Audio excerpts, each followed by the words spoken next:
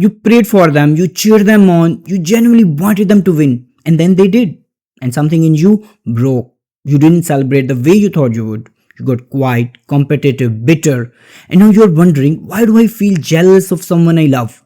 In this video, I am breaking down the psychology of why this happens, how jealousy turns into envy, and the exact steps to stop it before it poisons the relationship and your peace. Because this isn't about being a bad person, it's about being a human. You can deeply love someone and still threatened by their success. It sounds contradictory, but it's one of the most common and most painful emotional experience. You wanted them to succeed, you supported them, you prayed for it, but when it actually happens, your ego starts whispering, wait, why they are doing better than me? What do they have that I don't? If they are moving forward, does that mean I'm falling behind? And suddenly, their win doesn't feel like yours. It feels like a comparison. There is a psychological theory about this called social comparison theory. It says humans naturally evaluate themselves by comparing to others. The closer someone is to you in age, life stage, goals, relationship, the more intense that comparison becomes. When a stranger succeeds, you can admire from a distance. But when your best friend, your sibling, your partner, your close colleague succeeds, you can't help but measure yourself against them. And if you feel like you are not where you want to be in life, their success becomes a mirror, showing you everything you haven't achieved yet. You don't want to feel this way. You love them. You want to be happy for them. You hate that you are feeling competitive, distant, or resentful, but the feeling is still there and it creates guilt on top of jealousy. What's wrong with me? Why can't I just be happy for them? Nothing is wrong with you. This is how human brain works. It only gets dangerous when you don't address this feeling. Jealousy turns into envy. And that's when it becomes destructive. Let me explain the difference because most people use these words interchangeably, but I see them differently because they are not same. Jealousy is a feeling, it's temporary, it's reactive. I feel jealous, they got promotion and I don't. It stings, it can pass, you can work through it. Envy is an emotion, it's deeper, it's chronic. Envy is not, I wish I had that. Envy is, I wish they didn't have that. Envy doesn't just want what someone else has. It wants to take it away from them. Jealousy says, I want to succeed too. Envy says, I want them to fail so I can feel better about myself. Jealousy is uncomfortable. Envy is corrosive. If you let jealousy sit too long without addressing, it ferments into envy. And envy destroys your relationships and your peace. So how does jealousy become envy? It's subtle and it happens in stages. Stage 1, the initial sting. Jealousy. They tell you about their good news. You feel a flash of something uncomfortable. You smile, you congratulate them, but inside there's a tightness. Why them? Why not me? This is jealousy. And at this stage, it's manageable. Stage 2, the silent withdrawal, transition. You start pulling back. You become quieter around them. You stop asking about their progress. You avoid the topic. You change the subject when it comes up. And that silence, it says everything. They can feel it, you can feel it, but neither of you addresses it. This is where jealousy starts hardening. Stage 3, the resentment, envy. Now you are not just uncomfortable with their success, you are actively hoping it doesn't last. You start noticing their flaws more, dismissing their achievements, saying, it's easier for them, they had help, they just got lucky, let's see how long that lasts. You are not rooting for them anymore.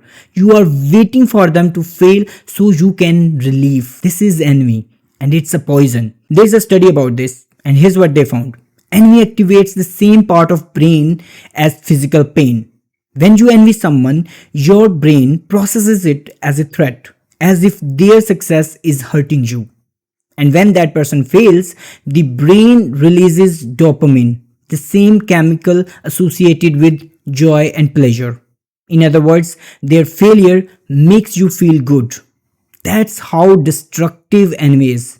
It reprograms you to feel joy in someone else's loss. And the worst part, it doesn't even help you. Envy doesn't improve your life. Envy doesn't even make you more successful.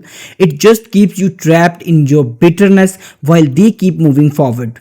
You think you are protecting your ego, but you are actually destroying your peace. Here's how you stop this cycle. These are the steps that actually work, not a surface level, be happy for them advice, but real psychological tool. Step 1. Acknowledge the feeling without guilt. Stop pretending you're not jealous. Stop guilting yourself for feeling it. Say it out loud to yourself, to someone you trust.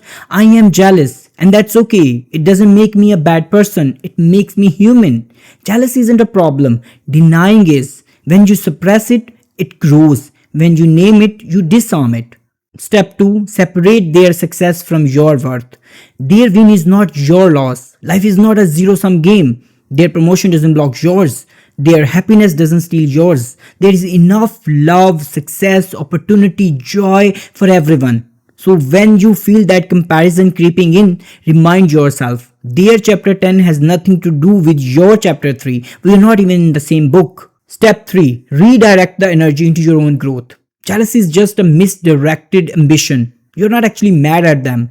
You are frustrated at yourself for not being where you want to be. So instead of watching them, focus on your next step. What's the one thing you can do today that moves you closer to your own goal?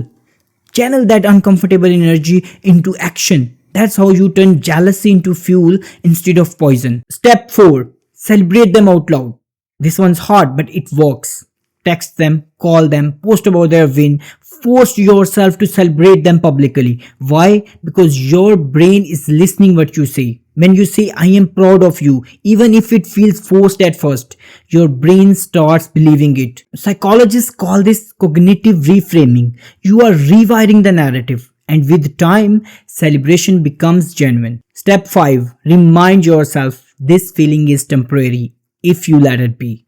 Jealousy is a wave. It rises, it peaks, it passes, but only if you don't feed it.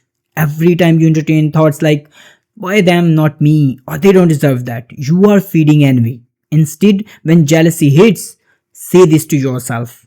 This feeling is temporary. I don't want them to fail. I want both of us to win, and I'm working towards that. Give your mind strong signals over and over until envy has no room to grow. The truth is, if you truly love someone, their win should feel like yours too. Not because you are selfless, but because their joy doesn't take anything away from you. And if it doesn't feel that way yet, that's okay. You're not broken, you're human. But now you know that jealousy is a feeling, envy is a choice. And you get to decide which one you feed. Fix your ego. Choose to be happy, not for them, for you. Because envy will destroy you long before it touches them. If you like this video, don't forget to subscribe. I break down hard truths every week. Let me know in the comment, have you ever felt jealous of someone you love? Let's talk about this. And I will see you in the next one.